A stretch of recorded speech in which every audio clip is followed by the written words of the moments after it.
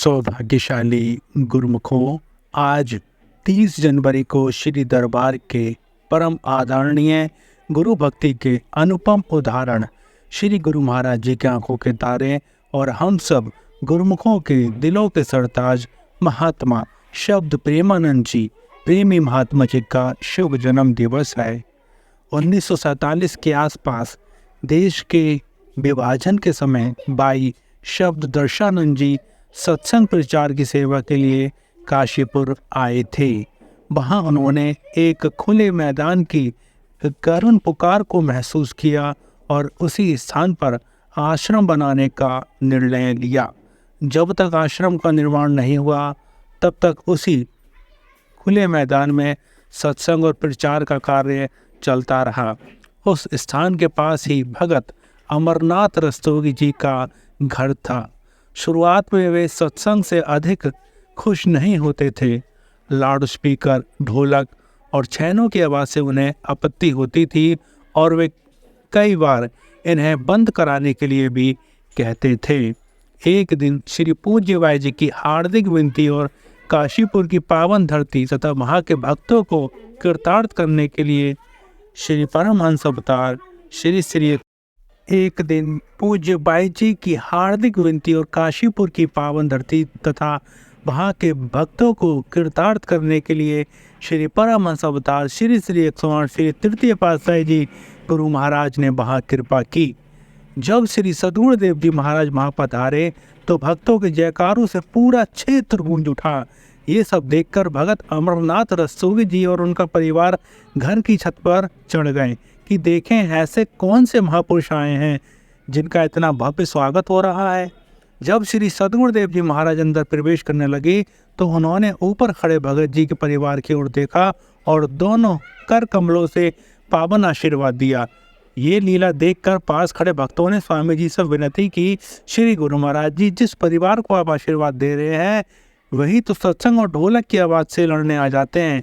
ये सुनकर स्वामी जी मुस्कुराए, फिर से दोनों कर कमल उठाकर उस परिवार को आशीर्वाद दिया और पास खड़े भक्तों से कहा, देवत सेवादारों का है।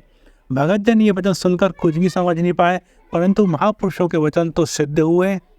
कुछ वर्षों बाद भगत अमरनाथ रस्तोगी जी के घर एक अद्भुत बालक का जन्म हुआ जो आगे चलकर श्री गुरु महाराज जी का निज सेवक बना। भगत अमरनाथ रस्तोगी जी और माता रामवती जी के घर महात्मा जी का जन्म हुआ। जब महात्मा जी केवल 7 से 8 महीने के थे तब वे घुटनों के बल चलकर स्वयं ही आश्रम में जाकर बैठ जाते थे। जब माता रामवती जी उन्हें लेने आती तो महात्मा जी रोना शुरू कर देते और वापस घर न जाने की जिद करते। वे जाकर भाई जी की गोद में बैठ जाते थे।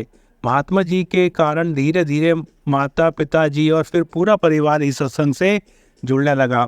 कुछ ही समय में सभी की प्रीत भाई जी से लग गई और पूरा परिवार श्री गुरु महाराज जी से जुड़ गया। जब महात्मा जी कुछ वर्षों के हुए तब माता पिता के साथ श्री आनंदपुर श्री गुरु महाराज जी के दर्शन के लिए गए। महात्मा जी को देखकर श्री गुरु महाराज जी बहुत खुश हुए और वचन फरमाए, प्रेमी तो हमारा ही है, आगे चलकर इसने बहुत सेवा करनी है। श्री गुरु महाराज जी ने माता पिताजी को वचन फरमाए कि इसकी कुछ सेवा करके इसको और बड़ा करो, ये हमारे दरबार की बहुत सेवा करेगा, ये हमारा ही है, इसने तो बहुत से जीवों का कल्याण करना है। इन वचनों के बाद पूरा परिवार आश्रम से जुड़ गया और तन मन धन से सेवा करने लगा। वर्ष 1970 में श्री पंचम पातशाही गुरु महाराज जी के पावन दर्शनों के लिए महात्मा जी पूज्य भाई जी तथा माता पिताजी के साथ दोबारा श्री आनंदपुर आए। कृपा निधान भगवान जी ने अपने कर्तव्यनिष्ठ और परम प्रिय भक्तों पहचान लिया।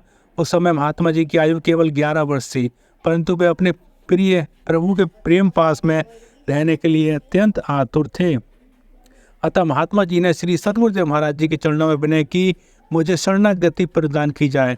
तब श्री सद्गुरुदेव महाराज जी ने भगत अमरनाथ रस्तोगी जी और उनके परिवार के ओर संकेत करते हुए महात्मा जी से प्रश्न किया, ये सब कौन है? महात्मा जी ने उत्तर दिया, माता पिता और संबंधी। फिर श्री गुरु महाराज जी ने फरमाया, ऐसे तुम सबसे ज़्यादा अधिक प्रेम किसे करते हो? महात्मा जी ने विनय पूर्वक कहा, श्री गुरु महाराज जी आपसे।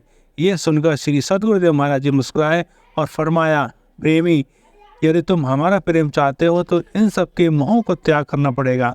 तब महात्मा जी ने दोनों हाथ जोड़कर विनय की, प्रभु आप ही मेरे सर्वस्व हैं, ऐसे ही पूर्व संस्कारों के कारण गुरु कृपा के भंडार एवं प्रीतम का आदि जुगादि नाता एक अटूट बंधन में बंध गया। श्री पंचम पातशाही गुरु महाराज जी ने महात्मा जी को अपने श्री चरण कमलों में स्थान देकर नित्य सेवा में लगा लिया। तब से महात्मा जी ने न दिन देखा और न रात, बस श्री गुरु महाराज जी की सेवा में ही लगे रहे।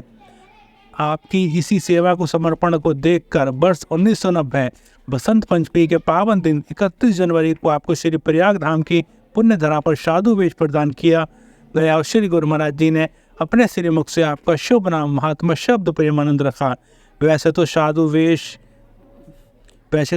वेश प्रदान करते समय श्री गुरु महाराज जी सदैव खुश रहते हैं, पर उस समय तो मानो अनूठी कृपा का सागर ही छलक रहा था। तब से लेकर आज तक आप निरंतर श्री सद्गुरुदेव महाराज जी की नित्य सेवा में लीन हैं। श्री सद्गुरुदेव महाराज जी के चरणों में ही प्रार्थना करते हैं कि आपको दीर्घ आयु प्रदान करें, उत्तम स्वास्थ्य का आशीर्वाद दे तथा सदैव आप अपनी सेवा में लगाए रखें। बोल जयकारा बोल मेरे श्री गुरु महाराज की जय। आज महात्मा जी के जन्म दिवस की आप सभी गुरुमुखों को बहुत बहुत बधाई हो।